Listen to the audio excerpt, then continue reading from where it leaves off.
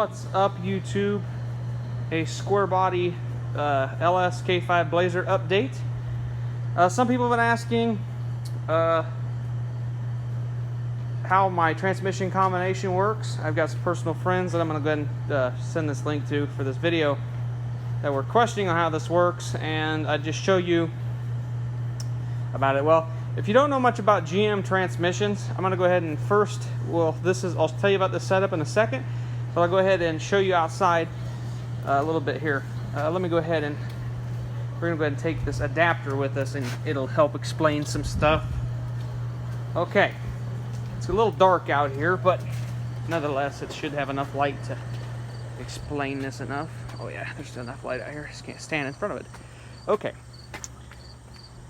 this is a 700 R4, as you can tell by the throttle valve here that's still connected to it, torque converter lockup plug, and your traditional gear selector. Okay, that's a 4L60, a newer style 4L60. A older style 4L60 looks very, very, very similar to this transmission here. It's hard to tell them apart, except for there's electrical connector on the side there, and there's no throttle valve. That's pretty much the easiest way to tell them apart. But there'll be a single cast piece. The newer transmissions, I believe it was in '99 when the LS came out, was when the split case 4L60s has a removable bell housing. That's a dead giveaway of the newer transmission.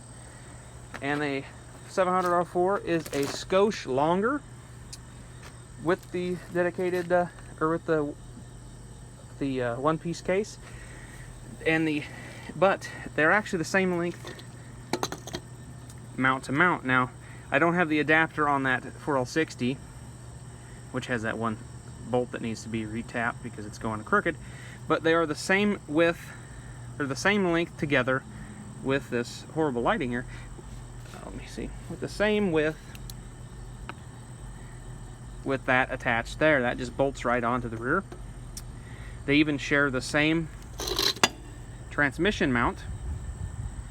But yeah, the 700 R4 does not have the park neutral safety switch spots that the 4L60 has over there. This one is missing, but I'll show you on the other one inside.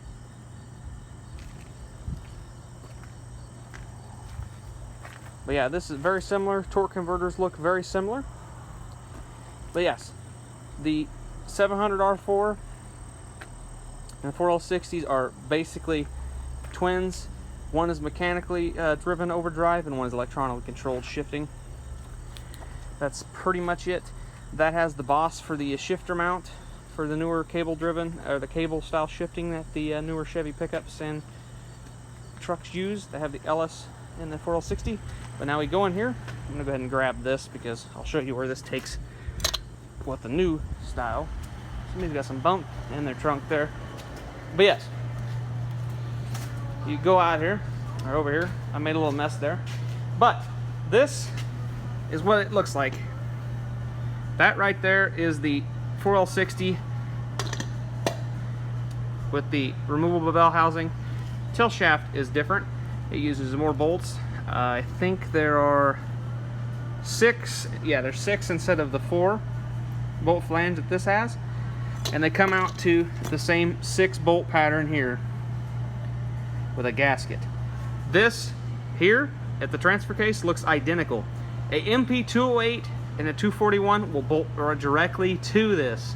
Now there's one problem with the MP208, and I addressed that in my 83 K5, or not K5, 83 K10 build, is I ended up using the steel adapter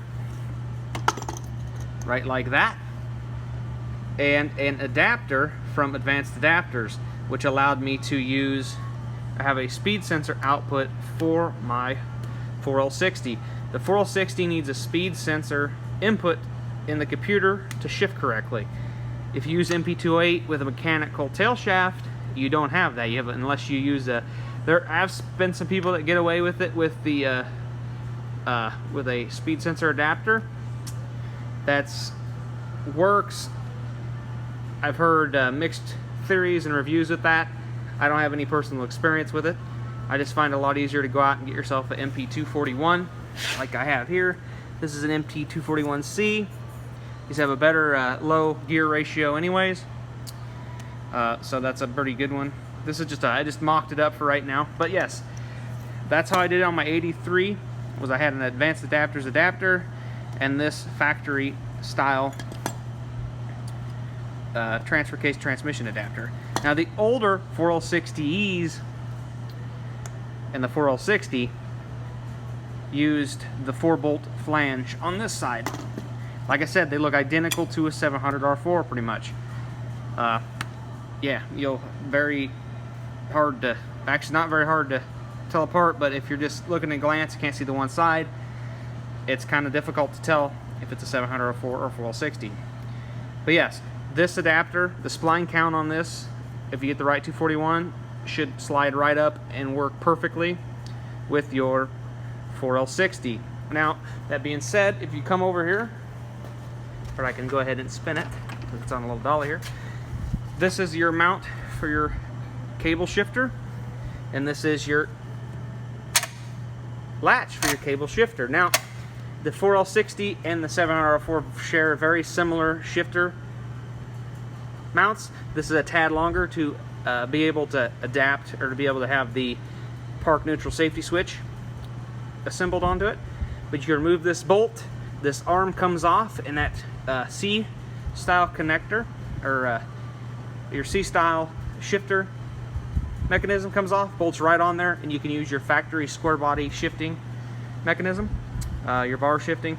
Some guys don't like that, some guys do. Some guys like the cable because you give you a little more room for run some headers on it, but this is pretty much the simplest way to do it.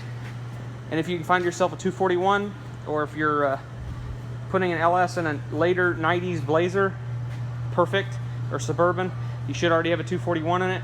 You can pick these up for like 200 bucks or less. I've seen people throwing them away, giving them away.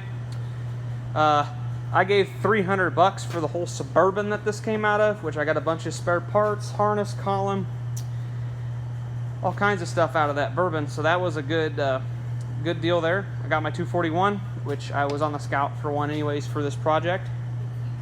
Like I said, this will bolt right in. They even share the same mount. I could use this mount if I wanted to from the 700R4, but I'm not going to, obviously, because it's a little dry rot. I'll go ahead and get me a nice poly mount. I missed the trash can totally. But yeah, I'm going to pretty much mock this up right now because I'm going to take this over to the power washer and blow all this grime off. I'm not 100% sure. This transmission fluid looked pretty burnt. This transmission's been rebuilt before. It's got a shift kit in it, and it's got some miles on it since the rebuild, obviously, but it seems to shift really good still. So I'm going to go ahead and put it in and run it for now, but we'll go ahead and change it up a little bit probably later, or if it goes out and end up getting it built. But for the 4.8 shouldn't put too much stress on this transmission. So, but yeah, this is the easiest setup. You just use the factory adapter to your MP241 with the electronic speed sensor. You can wire this in. I believe this is a different connector than the LS uses, which actually, if I got a 246 that bolts directly to behind this transfer case over here on the slab as well. Yes, it's very handy to have all these parts laying around, I guess. Yes, it uses a different speed sensor. It's got a front wheel speed sensor out, has an input speed sensor, but it has a different output speed sensor right there. Different connector. It's got a smaller connector, which is all right. There's like 3 or 4 speed sensors in the auto track transfer case to do the auto 4-wheel drive and all that stuff. It gets pretty technical. I'm pretty sure somebody could go through that, but I don't really care to learn about the 241s. All I know is when they tear a hole into the back of the tail housing, they're pretty much junk at that point if you don't get fluid back in them quick.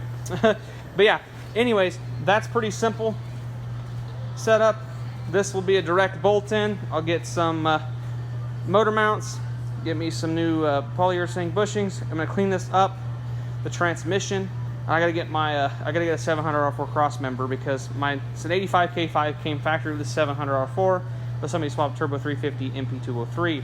So I gotta find a front drive shaft, rear drive shaft. I have a front drive shaft and I have a cross member. I just gotta find a rear drive shaft. I don't have a rear drive shaft right at the moment, but those will be pretty easy to come by.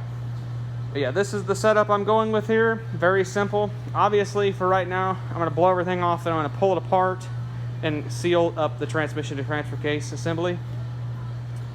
But yeah, it's gonna be pretty simple with this setup.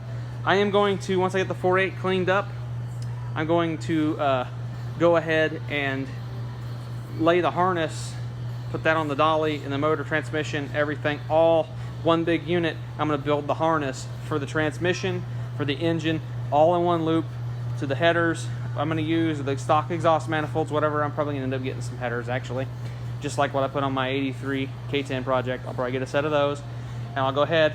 I'm going to bring the O2 sensors down with the transmission wiring, bring them down around the bell housing, and have the O2 sensors pointing up towards the transmission bell housing. That gives me more room around the bell housing area. That keeps the wiring away from the headers themselves, keeps them away from heat, and just works a lot better that way, in my opinion. I will probably also end up wiring my 4-low, or I think this is the 4-wheel drive light. I believe when you put it in 4-wheel drive, these two connect together. It's a pressure switch inside. I'll probably go ahead and run that up the transmission as well, even though this pops right down by your 4-wheel drive housing. Comes right out your down by your 4-wheel drive stick area. I do also have to get a 4-wheel drive mechanism. Actually, somewhere I have a 4-wheel drive mechanism. I need to look around. I do have a off the 241, actually, the bezel and everything. So I do need to look around because I do have that. So I'm gonna have to go hunt for that now. But yeah, 241 direct bolt onto your 4L60 unless your 241 is off a turbo 400. If your 241's off a turbo 400, in a rare case you get one, the spline count or spline input shaft on it is a different spline count than the 4L60s. I can't remember the exact spec off my top of my head, but I do know some people have run into that problem.